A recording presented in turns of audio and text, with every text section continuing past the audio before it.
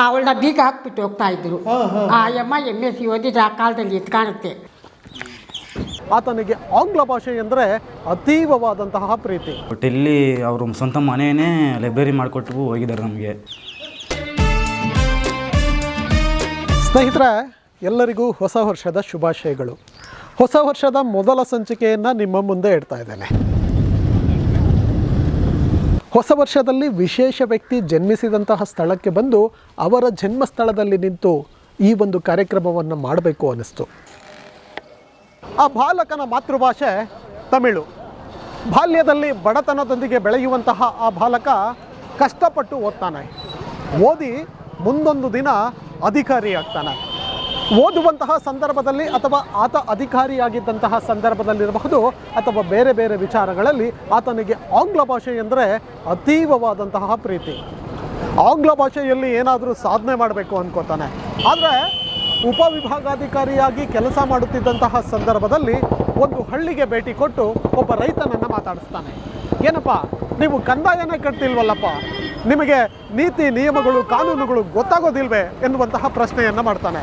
ಆದರೆ ಆ ರೈತ ಹೇಳ್ತಾನೆ, ಸ್ವಾಮಿ, ಆ ನೀತಿಗಳು ಕಾನೂನುಗಳು ಎಲ್ಲ ಇರುವುದು ಇಂಗ್ಲೀಷ್ನಲ್ಲಿ, ನಿಮ್ಮಂಥವರಿಗಾಗಿ, ಇಂಗ್ಲೀಷ್ ಬಲ್ಲವರಿಗಾಗಿ. ಆದರೆ ನಾವು ರೈತರು ಸ್ವಾಮಿ, ನಮಗೆ ಇಂಗ್ಲೀಷ್ ಗೊತ್ತಿಲ್ಲ, ನಮಗೆ ಕನ್ನಡ ಮಾತ್ರ ಗೊತ್ತು ಅಂತ ಹೇಳ್ತಾನೆ.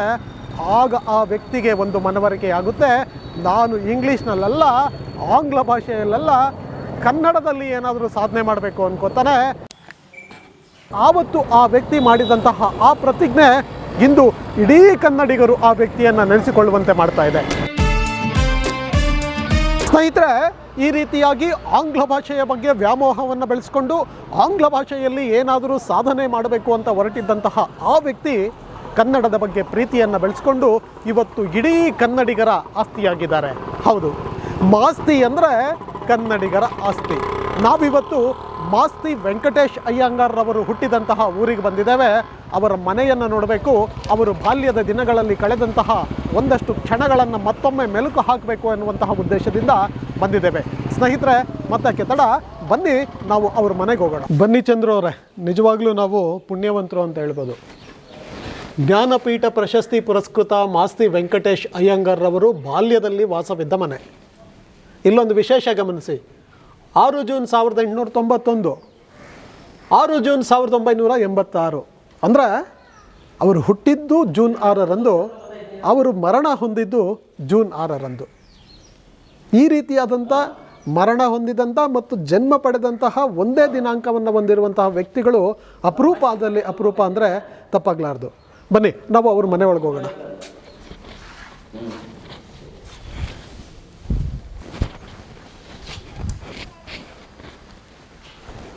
ಬಂಧುಗಳೇ, ಇವರು ಚಿನ್ನಪ್ಪಣ್ಣವರು ಅಂತ.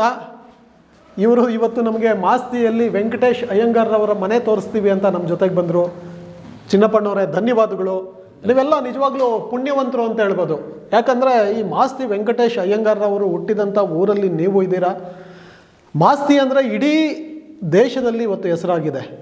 ಇಂತಹ ಮಾಸ್ತಿಯ ಜನ ನಿಜವಾಗ್ಲೂ ಧನ್ಯರು.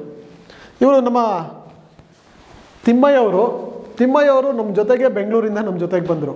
ಇವರು ಈಗ ವಾಸ ಬೆಂಗಳೂರಲ್ಲಿ, ಆದರೆ ಇವರ ಮೂಲ ಊರು ಇದೇ ಮಾಸ್ತಿ. ತಿಮ್ಮಣ್ಣವರೇ, ಧನ್ಯವಾದಗಳು.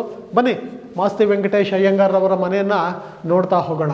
ಸ್ನೇಹಿತರೆ, ನಮಗೆಲ್ಲರಿಗೂ ಗೊತ್ತಿದ್ದಂಗೆ ಮಾಸ್ತಿ ವೆಂಕಟೇಶ್ ಅಯ್ಯಂಗಾರ್ರವರು ಜ್ಞಾನಪೀಠ ಪ್ರಶಸ್ತಿ ಪಡೆದಂತಹ 4ನೇ ಕನ್ನಡಿಗ. ಆ ಕಾರಣದಿಂದ ಯಾರೆಲ್ಲ ನಮ್ಮ ಕನ್ನಡದ ಮಹನೀಯರು ಜ್ಞಾನಪೀಠ ಪ್ರಶಸ್ತಿಯನ್ನು ಪಡೆದಿದ್ದಾರೆ ಆ ಮಹನೀಯರ ಫೋಟೋಗಳನ್ನು ಇಲ್ಲಿ ನಾವು ಕಾಣಬಹುದು.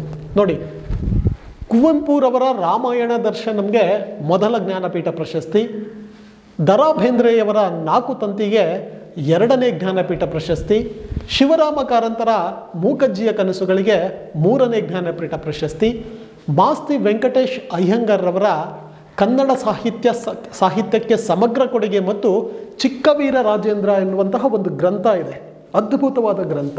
ಆ ಗ್ರಂಥಕ್ಕೆ ಮಾಸ್ತಿ ವೆಂಕಟೇಶ್ ಅಯ್ಯಂಗಾರ್ರವರಿಗೆ ಜ್ಞಾನಪೀಠ ಪ್ರಶಸ್ತಿ ಸಿಗುತ್ತೆ. ಸ್ನೇಹಿತರೆ, ಮಾಸ್ತಿ ವೆಂಕಟೇಶ್ ಅಯ್ಯಂಗಾರ್ರವರಿಗೆ ಸ್ವಲ್ಪ ತಡವಾಗಿ ಜ್ಞಾನಪೀಠ ಪ್ರಶಸ್ತಿ ಲಭಿಸುತ್ತೆ.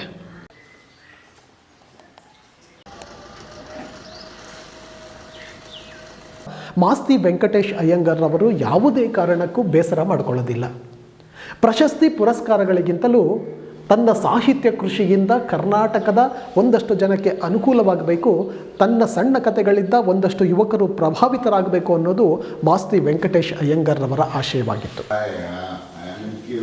ಒಟ್ಟಾರೆ ಮಾಸ್ತಿ ವೆಂಕಟೇಶ್ ಅಯ್ಯಂಗಾರ್ ಅವರ ಬಾಲ್ಯದ ಮನೆಯಲ್ಲಿ ಎಲ್ಲ ಕನ್ನಡದ ಜ್ಞಾನಪೀಠ ಪ್ರಶಸ್ತಿ ಪುರಸ್ಕೃತರ ಭಾವಚಿತ್ರಗಳನ್ನು ಅಳವಡಿಸಲಾಗಿದೆ. ಇನ್ನು ನಾವಿಲ್ಲಿ ಗಮನಿಸಬಹುದು, ಬಹುಶಃ ಇದು ಮಾಸ್ತಿ ವೆಂಕಟೇಶ್ ಅಯ್ಯಂಗಾರ್ ಅವರ ಕುಟುಂಬದ ಕಿರುಪರಿಚಯವನ್ನು ಇಲ್ಲಿ ನಮಗೆ ಮಾಡಿಸಿದ್ದಾರೆ ಅನಿಸುತ್ತೆ. ಬನ್ನಿ ಅದೇನು ಅಂತ ನೋಡ್ತಾ ಹೋಗೋಣ.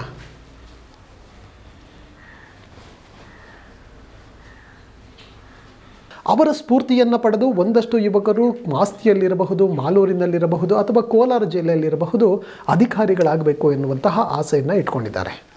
ಇಲ್ಲಿ ನಾವು ಸಾಕಷ್ಟು ಯುವಕರನ್ನ ನೋಡ್ತಾ ಇದ್ದೇವೆ. ಇವರೆಲ್ಲರೂ ಸ್ಪರ್ಧಾತ್ಮಕ ಪರೀಕ್ಷೆಗೆ ಸಿದ್ಧತೆಗಳನ್ನು ಮಾಡ್ಕೋತಿದ್ದಾರೆ. ಇಲ್ಲಿರುವಂತಹ ಪುಸ್ತಕಗಳು ಸ್ಪರ್ಧಾತ್ಮಕ ಪರೀಕ್ಷೆಗೆ ಉಪಯೋಗವಾಗಿಲ್ಲ ಎನ್ನುವುದು ಇವರ ಒಂದು ಆಂಬೋಣ. ಸರ್, ಇದು ಮಾಸ್ತಿ ವೆಂಕಟೇಶ ಅಯ್ಯಂಗಾರ್ ಎನ್ಬೋದು ಒಬ್ಬರು ಜ್ಞಾನಪೀಠ ಪ್ರಶಸ್ತಿ ತಪ್ಪಿಕೊಟ್ಟಿದ್ದಾರೆ ನಮಗೂ, ನಮ್ಮ ಕೋಲಾರ ಡಿಸ್ಟಿಕ್ಗೆ. ಅವರು ಬೇಜಾನು ಒಳ್ಳೆ ಕೆಲಸ ಮಾಡಿದ್ದಾರೆ. ಬಟ್ ಇಲ್ಲಿ ಅವರು ಸ್ವಂತ ಮನೆಯೇ ಲೈಬ್ರರಿ ಮಾಡಿಕೊಟ್ಟು ಹೋಗಿದ್ದಾರೆ ನಮಗೆ. ಅಲ್ಲಿ ಈಗ ಬೆಂಗಳೂರಲ್ಲಿ ನಾವು ಇದ್ದೀವಿ ಸರ್, ಅಲ್ಲಿ ಬೆಂಗಳೂರಲ್ಲಿದ್ವಿ. ಅಲ್ಲಿ ಓದಬೇಕಾದ್ರೆ ಬೇಜಾನು ಅಮೌಂಟ್ ಖರ್ಚಾಗ್ತಾ ಇತ್ತು. ಅಲ್ಲಿ ಆಗಲಿಲ್ಲ ಅಂದ್ಬಿಟ್ಟು ಇಲ್ಲಿಗೆ ಬಂದ್ವಿ. ಇಲ್ಲಿ ನೋಡಿದೆ ಬುಕ್ಸ್ ಯಾವುದೂ ಇದ್ದಿಲ್ಲ. ನಾವೇ ತಮ್ಮ ಸ್ವಂತ ಅಮೌಂಟ್ ದುಡ್ಡಲ್ಲಿ ಬುಕ್ಸ್ ತಂದು ಓದ್ಕೊತಾ ಇದ್ದೀವಿ ಸರ್. ಒಂದ್ಸಲ DC ಅವರು ಬಂದಿದ್ದರು, ಅವರಿಗೆ ತಿಳಿಸಿದ್ವಿ ಈ ಥರ ಬುಕ್ಸು ಬೇಕು ಅಂತ. ಅವರು ಗಮನಕ್ಕೂ ಏನೂ ಹಾಕೊಂಡಿಲ್ಲ ಸರ್. ಅವರು ಈಗ ಮುಂದೆ ಹೇಳ್ತಾ ಇದ್ದೀವಿ ಸರ್. ಬುಕ್ಸು ತಹಶೀಲ್ದಾರ್ಗೆ ಅಥವಾ ಗ್ರಂಥಾಲಯ ಇಲಾಖೆಗೆ ಏನಾದರೂ ಮನವಿ ಕೊಟ್ಟಿದ್ವಿ ಸರ್, ಎಲ್ಲ ಕೊಟ್ಟಿದ್ವಿ. ಏನೂ ಪ್ರಯೋಜನ ಆಗಲಿಲ್ಲ ಸರ್. ಖಂಡಿತ ನಾವು ನಿಮ್ಮ ಸ್ಥಳೀಯ ತಹಶೀಲ್ದಾರ್ ಅವರು ಇರಬಹುದು, ಜಿಲ್ಲಾಧಿಕಾರಿಗಳನ್ನ ಭೇಟಿ ಮಾಡ್ತೀವಿ. ಈ ಒಂದು ದುಸ್ಥಿತಿಯನ್ನು ನಿಮಗೇನು ಅವಶ್ಯಕತೆ ಇದೆ ಅದನ್ನು ನಾವು ಅವ್ರ ಗಮನಕ್ಕೆ ತಂದು ಮಾಸ್ತಿ ವೆಂಕಟೇಶ್ ಅಯ್ಯಂಗಾರ್ ಅವರ ಮನೆಯಲ್ಲಿ ಖಂಡಿತವಾಗ್ಲೂ ಒಳ್ಳೊಳ್ಳೆ ಪುಸ್ತಕಗಳು, ನಿಮಗೆ ಅನುಕೂಲವಾದಂಥ ಪುಸ್ತಕಗಳು, ಮುಂದಿನ ದಿನಗಳಲ್ಲಿ ನೀವೆಲ್ಲರೂ ಅಧಿಕಾರಿಗಳಾಗಬೇಕು, ಅದಕ್ಕೆ ಏನೆಲ್ಲ ವ್ಯವಸ್ಥೆಗಳು ಬೇಕೋ ಅದನ್ನು ಮಾಡಿಸುವಂಥ ಪ್ರಯತ್ನ ಖಂಡಿತ ನಾವು ಮಾಡ್ತೀವಿ. ಮಾಡಬೇಕು ಸರ್, ಖಂಡಿತವಾಗಿ ಸರ್. ಸ್ವಲ್ಪ ವಿದ್ಯಾರ್ಥಿಗಳಿಗೆ ಗೊತ್ತೇ ಇಲ್ಲ ಸರ್, ಇಂಥ ಲೈಬ್ರರಿ ಇದೆ ಅಂತ ಗೊತ್ತೇ ಇಲ್ಲ, ಅವ್ರಿಗೆಲ್ಲ ಹೇಳ್ಬೇಕು ಸರ್. ಪ್ರಚಾರ ಮಾಡಬೇಕು ಸರ್. ಮಾಸ್ತಿ ವೆಂಕಟೇಶ್ ಅಯ್ಯಂಗಾರ್ ಅವರ ಮನೆ ಒಂದು ಗ್ರಂಥಾಲಯ ಆಗಿದೆ. ಹ್ಞೂ ಸರ್, ಇಲ್ಲಿ ಬಂದು ಉಪಯೋಗಿಸ್ಕೊಳ್ಳಿ ಹೇಳ್ಬೇಕು ಸರ್. ಹ್ಞೂ ಸರ್. ಓಕೆ, ಇಲ್ಲಿ ಬೇರೆ ಬೇರೆ ವ್ಯವಸ್ಥೆಗಳು ಹೇಗಿದೆ? ನೀರುದೆಲ್ಲ ಇದೆ ಸರ್, ಮತ್ತೆ ಎಲ್ಲ ಚೆನ್ನಾಗೈತೆ ಸರ್. ಇಲ್ಲಿ ಅದೇ ಬುಕ್ಸ್ ಮಾತ್ರ ಸರ್. ಖಂಡಿತ ಒಂದು ಪ್ರಯತ್ನ ಪಡೋಣ ನಾವು. ಹ್ಞೂ ಸರ್. ಹ್ಞೂ ಸರ್. ಅಥವಾ ನಮ್ಮ ಒಂದು ವಾಹಿನಿಯನ್ನು ಯಾರೆಲ್ಲ ನೋಡ್ತಿರ್ತಾರೆ, ಓಕೆ ಸರ್, ಅವರು ಸಾಧ್ಯವಾದರೆ ಸ್ನೇಹಿತರೆ, ನೀವೆಲ್ಲ ಯಾರು ವಾಹಿನಿಯನ್ನು ನೋಡ್ತಿದ್ದೀರಾ, ಇಲ್ಲಿನ ಒಂದು ಆಸಕ್ತ ವಿದ್ಯಾರ್ಥಿಗಳಿಗೆ ನೀವೆಲ್ಲರೂ ಕೈ ಜೋಡಿಸ್ಬೇಕು. ನಮ್ಮ ಮಾಲೂರಿನ ಸುತ್ತಮುತ್ತ ಇರುವಂತಹ ಮಾಸ್ತಿಯಲ್ಲಿರುವಂತಹ ಹೃದಯವಂತರು ಈ ಒಂದು ಮಾಸ್ತಿ ವೆಂಕಟೇಶ್ ಅಯ್ಯಂಗಾರ್ ಅವರ ಮನೆಯಲ್ಲಿರುವಂತಹ ಗ್ರಂಥಾಲಯಕ್ಕೆ ಅಗತ್ಯವಿರುವಂತಹ ಪುಸ್ತಕಗಳನ್ನು ಒದಗಿಸ್ಕೊಡ್ತೀರಾ ಅನ್ನೋ ನಂಬಿಕೆ ನಮ್ಮದು. ಸ್ನೇಹಿತರೆ, ಇವರು ಮಾಸ್ತಿ ವೆಂಕಟೇಶ್ ಅಯ್ಯಂಗಾರ್ ಅವರ ಸಂಬಂಧಿಕರು. ವಯೋಸಹಜವಾಗಿ ಇವರಿಗೆ ಸ್ವಲ್ಪ ಕಿವಿ ಕೇಳ್ತಿಲ್ಲ. ಹಾಗಾಗಿ ನಮ್ಮ ಪ್ರಶ್ನೆಗಳನ್ನು ನಾವು ಬರೆದು ಹೇಳ್ತಾ ಇದ್ದೇವೆ. ಒಂದೊಂದೇ ಪ್ರಶ್ನೆಗಳನ್ನು ಅವರು ನೋಡಿಕೊಂಡು ನಮಗೆ ಉತ್ತರ ಕೊಡುವಂತಹ ಪ್ರಯತ್ನವನ್ನು ಮಾಡ್ತಾರೆ.